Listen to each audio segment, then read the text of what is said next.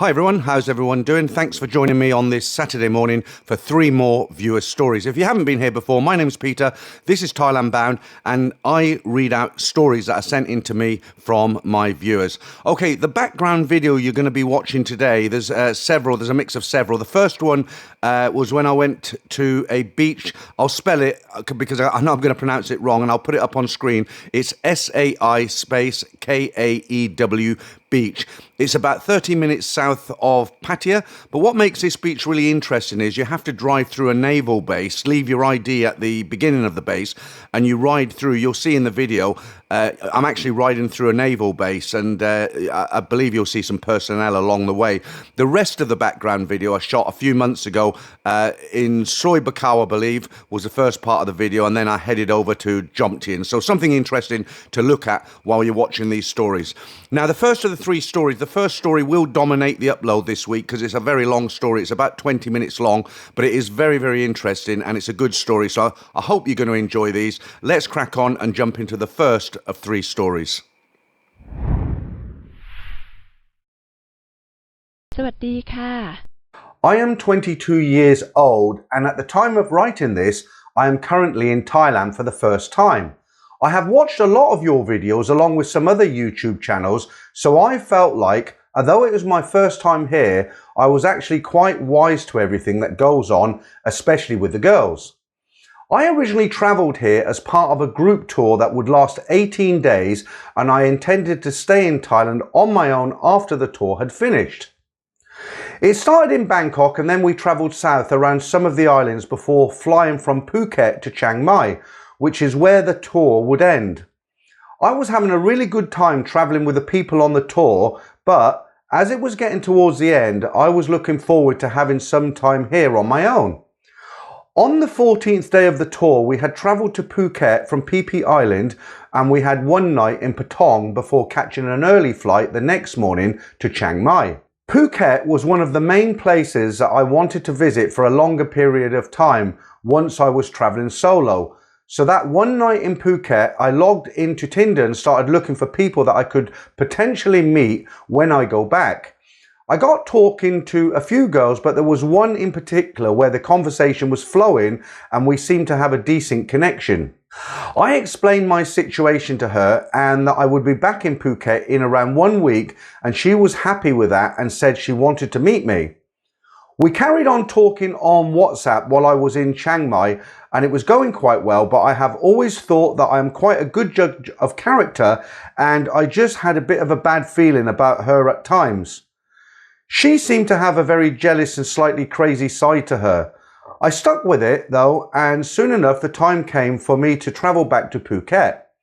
She had told me that she wants to stay with me in my hotel while I am there, and I was okay with that. Even though I knew it was a little bit risky because I had never met her before, I booked a nice hotel for 5 nights for both of us to stay in. I should add that I intended to stay in Phuket for longer than that, but I thought that 5 nights would be a good starting point. She worked until around 6 p.m. Monday to Friday, but had weekends off. I arrived in Patong on a Thursday evening, and I met her in my room that night. When we first met, I had a good feeling about the whole thing.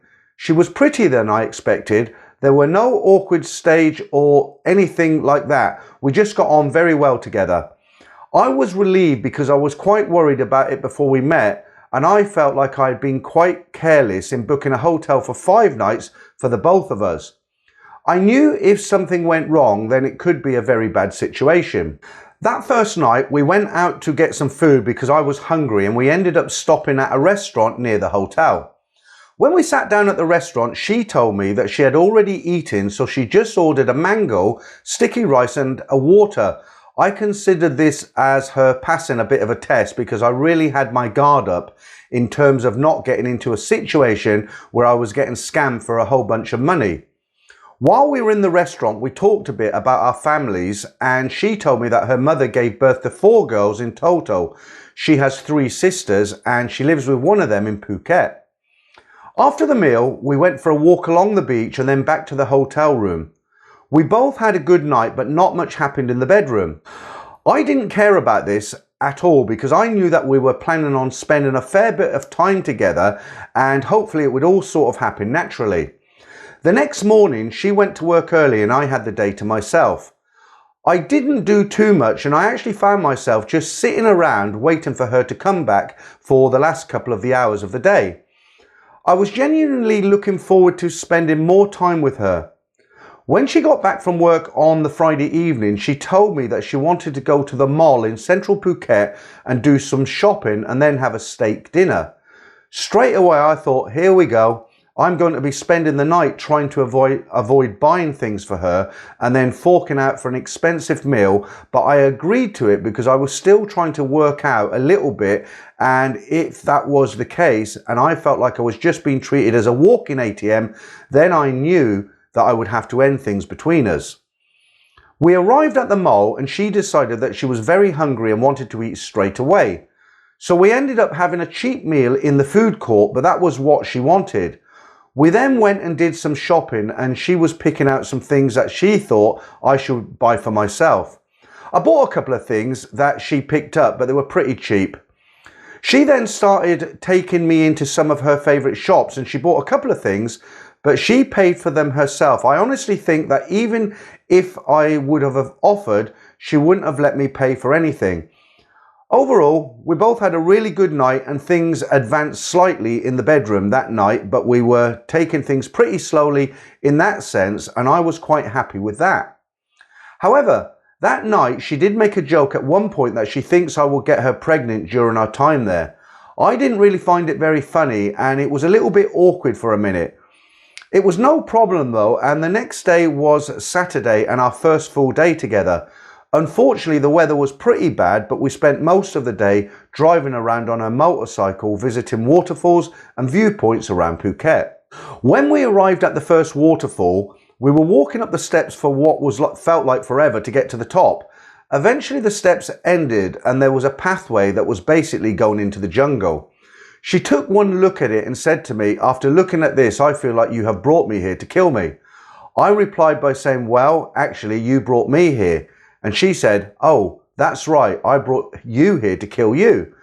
I was able to laugh this off as a joke, but it did make me feel slightly uneasy, and it made me realize that I don't really know this girl at all, and we are spending a lot of time together.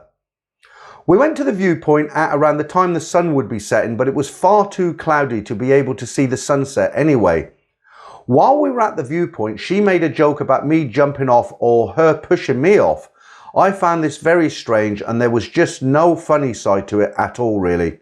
We then went to a steak restaurant for dinner and to my surprise again, it was a very cheap place and I was really starting to trust that she was not just using me for money or anything like that. However, while we were eating, she pretended to stab me in the neck with her steak knife and proceeded to say, "You are dead now, I've just killed you." This was the third reference that she had made to killing me in just a few hours, and I was starting to think that she must either have a very strange and dark sense of humour or I am in quite serious danger. She also mentioned to me for the first time that her birthday is on the following Friday. I asked her what she wanted to do for her birthday and she said that she is planning on going back to her hometown to visit her family and she asked me to go with her. I didn't feel comfortable with that and I told her that I would think about it, but she could tell that I was very skeptical. She said it's fine and that she won't force me to go. She then followed that up by saying, "No, actually I will force you to go." I brushed this off as another joke, but I was starting to feel more and more uncomfortable around her. After the meal, we went back to the hotel for a bit because my football team were playing later that night. So I told her that I was planning on going out again to watch the match and that she can either come with me to watch or just stay in the room. She said that she didn't want to stay in the room and watch Thai dramas on her own and she will come to watch the match with me. So we went out that night and we actually had quite a good time. I had a few beers while watching the football, perhaps one too many, and we went back to the hotel. We were walking through reception to the elevator and one of the security guards said something to her in Thai. I asked her what was said and she said she didn't understand it, but I thought it seemed confrontational. We got up to the room and almost immediately the phone rang. I answered it and a person from reception said, "You are the guy with the Thai woman, right?" I said yes, and he said I need to speak to her, so I passed the phone over. They were talking on the phone in Thai for a few minutes and she was clearly getting upset. When she put the phone down, she said they want me to go down and give them my ID, but I don't have it with me right now. They think I'm some kind of a hooker. She was almost crying. I told her not to be upset and I will go down and speak to them.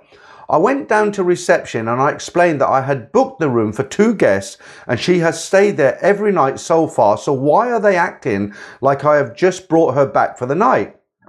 I was quite angry because it was almost 2 a.m. at this point, so not only was it not the right time to be doing this, but I also felt that they had been quite unfriendly from the start. However, we ended up having a pretty calm discussion about it and they just explained that they need her details because she is a guest of the hotel and they are not treating her like a one-night guest. In the end, we agreed that she would come down and just give her name and phone number and then she could come back tomorrow to provide her actual ID. So I went back up to the room and told her what was said and asked her to come down to just give a few details. She said that was fine, but that she was not happy with how the situation had developed, and I have to say that I agreed with her. We went back down together and she instantly marched up to the desk and was being very confrontational.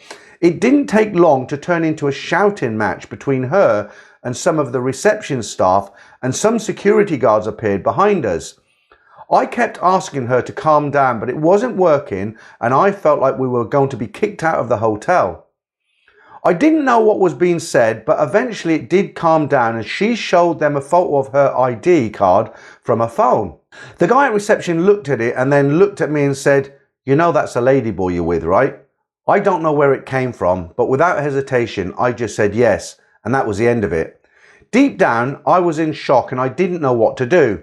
I felt very let down, and not only had she not told me the truth, but she had purposely deceived me with some of the things that she had said. I think that was my instinctive reaction because at the time I was just in a mode of trying to calm the situation down, and if I would have done anything different it would have just escalated more, but I was now trying to think of the best way to get myself out of this situation. She wasn't very happy the next morning because she said that I showed her no affection during the night. I can't hardly remember it because I was quite drunk, but it's hardly a surprise. The next day she was going to have to go back to her house to get her ID card and then come back, which I knew would take at least an hour. My plan was to pack up my things and leave the hotel as soon as she went to do that. I know this sounds cowardly, and it is really, but I was just quite scared to be honest, and that night I had seen a very emotional and aggressive side to her. I just felt like telling her face to face and it wouldn't have ended well, and it could have been potentially dangerous.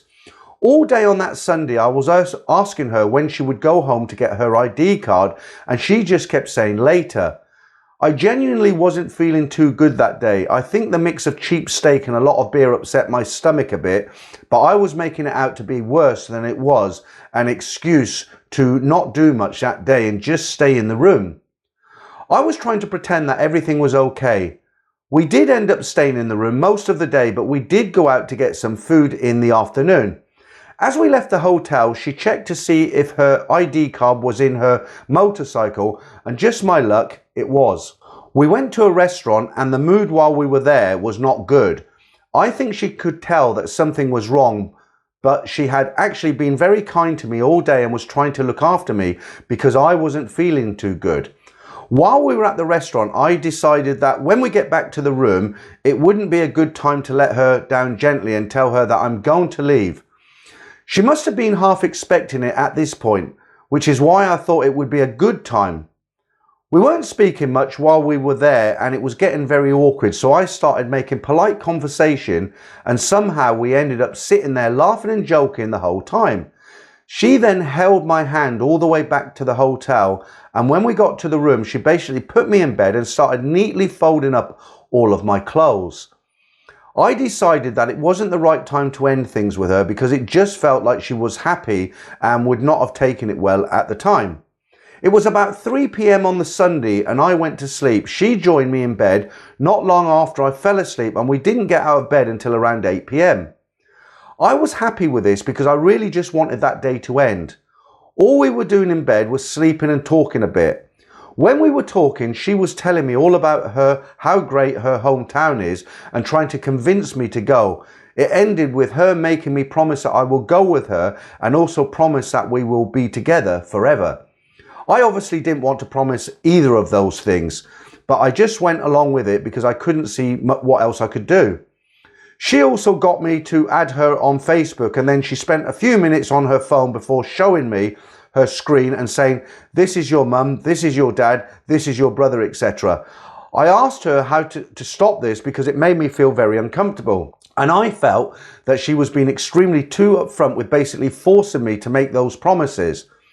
I then got up to go to the toilet and she grabbed onto me and said, "Look, I'm stronger than you. You will never be able to get away from me. I'm going to force you in the bed today." She laughed after that and let me go. I went into the bathroom and I couldn't believe what had happened. I felt so uncomfortable and really did not want to spend the night there. I went back into the room and again pretended that everything was okay. We ordered some food because I said that I did not feel like going out, and we played a couple of games before going to bed early. I managed to sleep most of the night, and before I knew it, she was getting up to go to work. I had already decided that I was going to leave that morning pretty much as soon as she had gone to work. She got herself ready and left just after telling me about what she wants to do when she gets back from work. She told me that she wants to walk along the beach and watch the sunset and the stars. I just put on a brave face, went along with it. She left for work and I felt a huge relief. I started packing my things almost immediately and got ready to leave. I booked a hotel near Phuket airport for that night. I had a flight booked in the morning to leave Phuket. I left the key at reception and got a taxi to my new hotel. While I was in the taxi, I sent a message to her saying that I have to leave Thailand because of a family emergency and I am currently rushing to the airport to catch my flight. I was obviously very apologetic and everything as well, but that was the basis of the message. She obviously didn't believe it and she was very upset and angry. She was constantly sending me messages saying that I have lied to her and I have ruined her life. She also said that she knew that things were not right since that Saturday night and that I am leaving her because she is not a real woman. I was sticking with my story and just kept apologizing. She was asking me to send pictures of my ticket and everything, which obviously I couldn't do. And when I arrived at the hotel, I admitted that I was still in Thailand. I was honest with her and told her that things were not right since the Saturday night and I couldn't say it in person because I didn't know how she would react. She calmed down a lot after that and we exchanged some very pleasant messages. I had no hard feelings as such, but I just didn't want to be with her for several reasons. For no real reason, she then switched again from being very calm and reasonable to acting completely crazy. She was back at the hotel room now, as we still had one more night booked in there. She was telling me about how much she was crying and how she will never be happy for the rest of her life if she didn't have me. It is important to bear in mind at this point that we had only met each other about 4 days ago. She did manage to take a break in all of her crying to send me voice notes, send me pictures of the hotel room and bombarded me with all sorts of messages. I was trying to ignore it as much as possible, but it was starting to get to me because she was purposely making me feel very guilty and telling me that I have ruined her life. She was also saying that I will never be happy without her and that I will never find anyone that loves me as much as she does. I was walking around in the town that I was staying in while trying to read these messages and I found myself getting upset, so I started heading back to the hotel. I was walking alone down a dark street when I read one of her messages that said she wanted to die now, that she doesn't have me. This obviously grabbed my attention and I took the bait. I was almost certain that this was just one of her ways of manipulating me, but I had to take it seriously. I started to reply to her messages, which just made it worse. She knew that she had my attention now and she kept saying worse and worse things. By the time that I had got back to the hotel, I'd actually started to cry a little bit. I know it sounds extreme, but this was like a form of psychological torture for me. I wanted to block her so that she couldn't message me, but I thought that I might just make her go even crazier. I was in a bad situation. I just didn't know what to do. Another important thing to remember is that she is still in the hotel room and it has my credit card on it, so I will be charged for any damage. I had considered that before I left the hotel, but it was a risk I was willing to take. After hours of receiving constant abusive messages, she actually calmed down and started asking me to go back to her. I said that it was not possible because I'm far away, so she asked if we could carry on messaging each other and maybe we could meet up again during my next time in Thailand. I agreed to that even though I had no intention of seeing her again. I did that because I thought she would take it much better if we carry on talking and it just sort of fizzles out over time. For days after that, she would message me as if we were in a relationship. It was so strange, but even stranger was that at least once a day she would just turn into being a completely abusive again, and it would last for about an hour before she just stopped, and it was like nothing ever happened. She then started begging me to see her again for her birthday. She said that she doesn't care if it's the last time, but she just wanted to see me for her birthday and say goodbye properly. I felt like the real reason was to either get me to spend a lot of money on her for her birthday, or she wanted to see me again to cause some kind of physical harm to me. I should also mention that ever since I left, she has been begging me to tell her where I am. I have been letting her down as gently as possible and telling her that I don't think I will ever see her again, and at the time of writing this I've just about managed to shake her off, so hopefully that will be the end of it. I have her blocked on all social media apart from WhatsApp because I still worry about the things that she was saying, and so I think it's best that she has somewhere that she can message me. As I look back on it now, I start to think that I could have handled it better, but I believe that your best judgment of a situation is when you are living in it, and I just wanted it all to end with nobody getting hurt.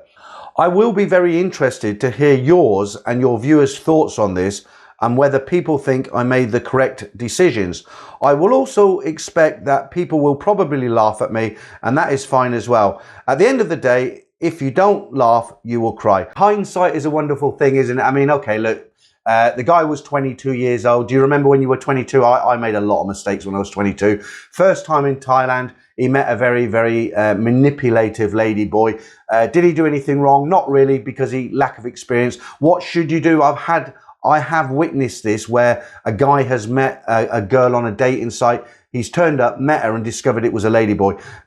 It's simple. You just be totally honest. When you find out that person is a ladyboy, you just say, look, I went on here to date a lady. You've deceived me. You're a ladyboy. I'm not interested in ladyboys. Goodbye. That's it. That's the end of the story. You don't have to do anything more than that. All right. But to this guy being 22, I hope it doesn't sour your experiences of Thailand. I'm sure the next time you go back, you'll have a ball. You'll just be a little bit more careful on your choices. All right. Okay, guys, let's jump into our second story of the day. Now, this one is going to have you pulling out your hair. It's one of the oldest scams in the book, and somebody actually fell for it. Now, I can't blame the guy because, again, he's a young guy. He's in his early 20s. I've actually had a conversation with him online on an internet call, and we discussed this. But I'll let you hear his story in his words. I'm just reading it out on his behalf, okay? A few months ago, I happened to come across a good-looking woman's profile on Facebook.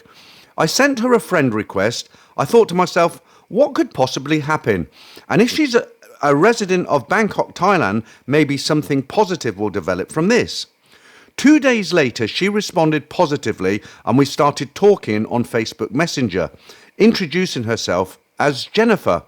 Although in retrospect, I'm pretty confident that she was using a false identity, she claimed that she lives in Afghanistan and works as a surgeon in a large, well-known hospital. She also said that her monthly salary is $19,000 and that she is considering leaving the country because of her unhappy life in Afghanistan and that she wants to return to England, the country of her family. She quickly went into personal details about her financial and mental situation, and unfortunately, only today do I realise how stupid and naive I was when I believed her whole fake story.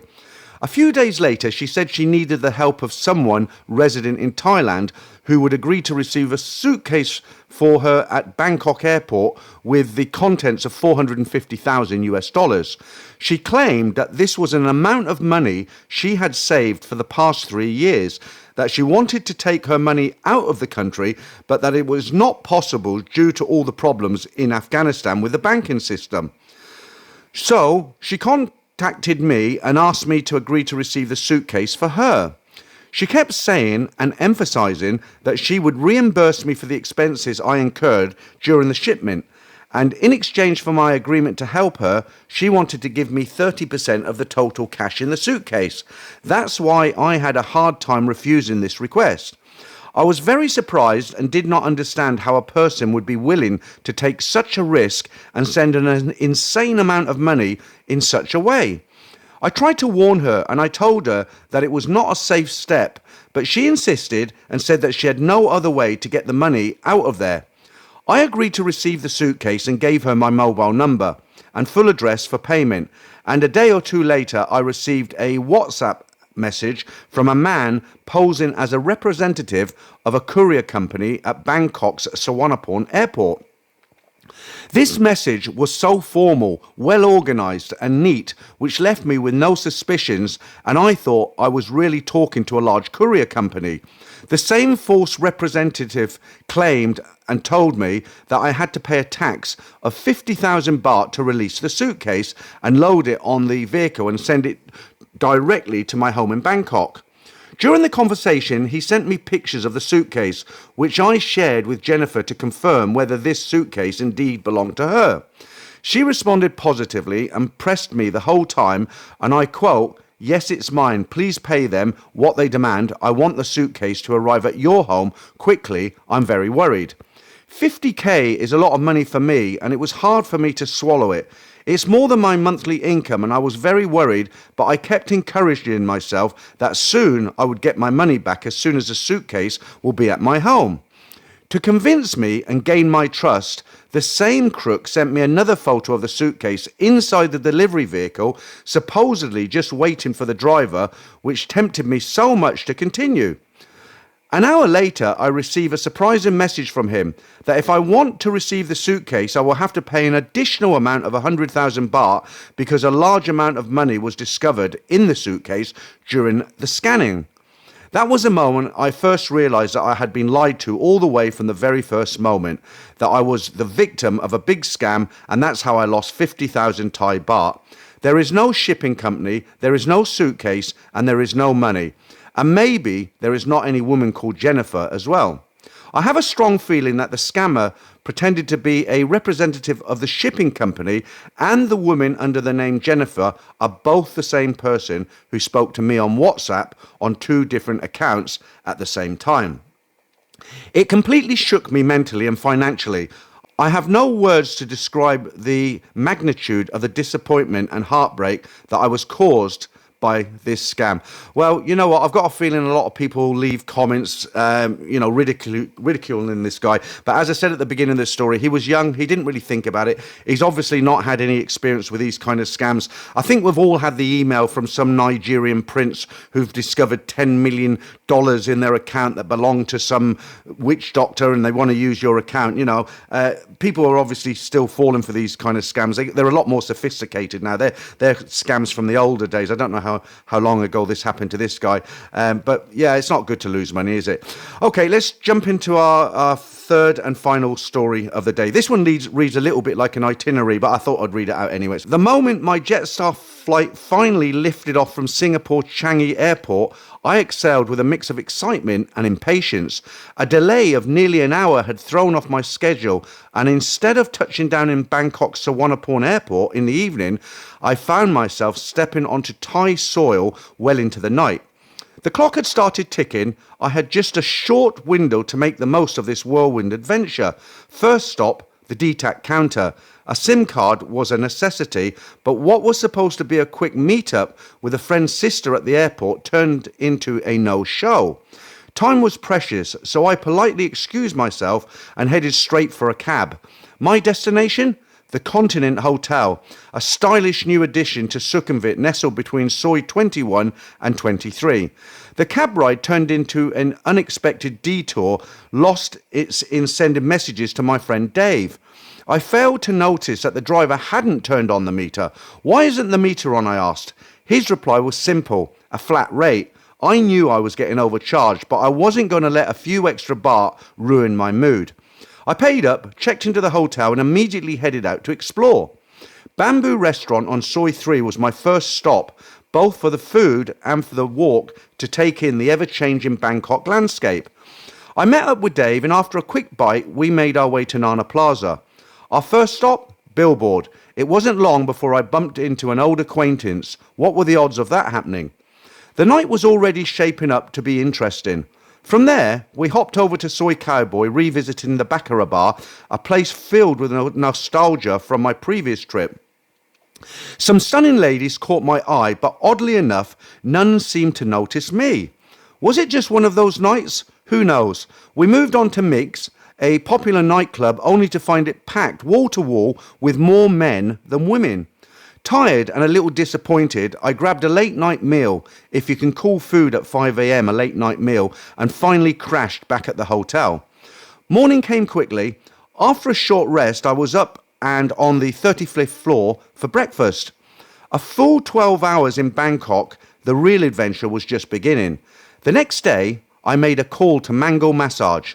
I had arranged for a session with Wana, but in my sleep-deprived state, I accidentally gave the wrong room number. A quick correction, and 5 minutes later the doorbell rang. Wana was a professional, and it turned out to be an experience worth remembering, but I can't repeat exactly what happened here on YouTube. Afterwards, I sent a message to another contact. A friend had passed along her number. Plans were starting to take shape for the evening. For the afternoon, I switched gears. It was time to meet a friend and her kids for a visit to Siam Ocean World. Promises had been made, and keeping them was just as important as any nightlife adventure. By the time that wrapped up, I was exhausted but still determined to do some photography. Wat Arun at sunset was my goal, but exhaustion led to mistakes. I took the wrong train, missed my stop, and found myself at the wrong pier as the sky turned a brilliant red. Frustrated, I abandoned my plans and took a cab back to Sukhumvit. A quiet dinner later, my phone buzzed. It was the contact from earlier. Let's call her Nok. Nok arrived at my hotel that evening, and within minutes, the entire day's fatigue seemed to disappear. She was fun, engaging, and full of energy. We laughed, we talked, and we headed out to explore the night together. Our first stop? Soi Cowboy. Longum was her choice, so in we went. The entertainment was top-notch, and for the first time that day, I felt truly at ease. Bar after bar, we wandered through Bangkok's neon-lit streets. Somewhere along the way, we found ourselves in a small bar playing 80s music, nostalgic and intimate. By the time we finally called it a night, I was exhausted but content. Nok had turned my frustrating day into something special. The next morning, she was still by my side, and I had no regrets, but time waits for no one, and by midday, she had to leave. I had errands to run, train tickets to buy, a visit to Erawan Shrine, and a lunch meet-up with Dave. My last day in Bangkok was flying by. As evening fell, I dusted off my camera gear and retraced my steps to Wat Arun, determined to get the sunset shot I had missed the day before. This time, everything went perfectly. The view was breathtaking, the atmosphere surreal. Later, Dave led me to Taskin Bridge for some long exposure shots. Bangkok's city lights never fail to impress. Back at Bamboo Restaurant for dinner, I reflected on the past 2 days. With only 12 hours left, exhaustion was creeping in. Sleep or one last adventure? The choice was obvious. I threw on fresh clothes and headed to Soi Cowboy one last time. Baccarat was my first stop. Amid the sea of people, one girl caught my eye, petite, with a radiant smile. She was completely unaware of my existence, lost in her own world. I tried to call her over, but the music drowned me out. Not wanting to lose my chance, I asked a waitress to get her attention. When she finally turned my way, she greeted me with a warm smile and a soft "Sawadee ka." After a drink, a bit of laughter and a few exchanged stories, I knew I wanted to spend my last few hours in Bangkok with her. I didn't care about the logistics, I just wanted to enjoy the moment. We left together, stopping at Longun for one final drink before heading back to my hotel. The night was perfect. We stayed up talking, sharing stories, looking at photos. It felt personal, even if it was fleeting. As the alarm rang in the early hours, reality came crashing in. It was time to leave. I packed up while she got ready, and as we stepped out of the hotel, she hugged me tightly. "Take care, Ka. She whispered before planting a kiss on my cheek in the middle of the street. My heart wavered for a moment. Logic told me she must do this with everyone, but I just wanted to enjoy the illusion of romance for a little longer. The airport came too soon. I called her one last time before boarding. I miss you already, I admitted. She chuckled. We will meet again, Ka. Have a safe flight. As the plane taxied down the runway, I watched the Bangkok skyline fade into the distance. The past few days had been a whirlwind. Unexpected encounters, misadventures, unforgettable nights. And as for what's next? Simple. Book the next flight to Bangkok as soon as possible. That kind of read like a novel, didn't it? It was a bit of a different story, but quite enjoyable. I hope you enjoyed those 3 stories, guys. Let the second story be a warning to you, but I'm sure there's nobody going to fall for that one again. Until the next time, I'll be back next Saturday with some more stories. And as always, if you're sitting on a story, you've just got back from Thailand, you've had an adventure, something's happened, it doesn't have to be a crash and burn story, it doesn't have to be a relationship story, just something a little bit unusual. In fact, anywhere in Southeast Asia or elsewhere, okay? I'd love to hear your story. Thanks for listening to me again, and I'll be back next Saturday.